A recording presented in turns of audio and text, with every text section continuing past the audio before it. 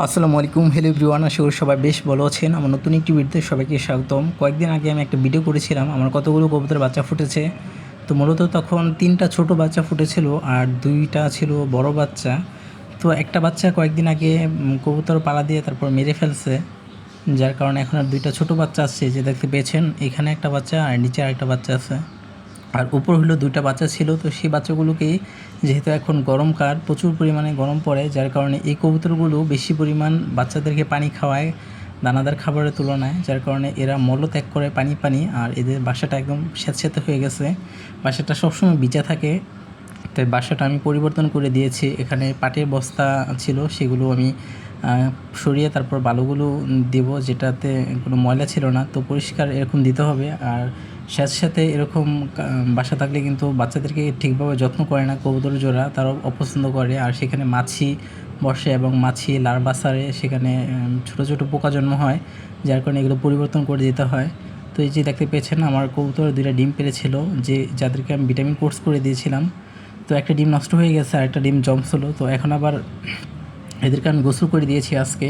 পরে দেখলাম যে বাসাতে আর বসে না, আর উপরে দিয়ে দিয়েছি একদম উপরে খাঁচায়, কারণ এরা মানুষ দেখলে বা একটু কোনো অন্য অন্য কবুতরের শব্দ শুনলে এরা প্রচুর পরিমাণে মারামারি করে, বিশেষ করে নরটা, যার কারণে একদম উপরে পাঠিয়ে দিয়েছি। এখন আর দেখি ডিমে তা দিচ্ছে না, যার কারণে ভালো ডিমটা আমি এখানে রেখে দেবো এই বাচ্চাটার সাথে। আর একটা পচা ডিম আছে, যে ডিমটা জমেনি, সেই ডিমটা নিচে রেখে দিয়েছি, সেটা আবার বাসাতে রেখে দেবো। দেখবো বাসাতে বসে তা দেয় কিনা। যদি তা দেয় তাহলে সন্ধ্যার আগ মুহূর্তে আবার এই ভালো ডিমটা দিয়ে দেবো, কারণ বেশিক্ষণ এই ডিমটা এই কবুতরের নিচে রাখা ঠিক হবে না। কারণ এই কবুতরটা যখন বাচ্চা ফুটবে তখন কিন্তু এই বাচ্চাগুলো অনেক বেশ বড় বড় হয়ে যাবে। আর এদের মা বাবা কিন্তু পিজন মিল্ক, যেই খাবারটা শাল দুধ বলা হয়, সেটা কিন্তু খাওয়াতে পারবে না, এদের শরীরে জন্ম হবে না। যার কারণে যাদের ডিম তাদের কাছে রেখে দিতে হবে, এটাই রাখা একদম জ্ঞানীর কাজ হবে। না হলে বাচ্চা ফুটে কোনো লাভ হবে না, বাচ্চা মারা যাবে।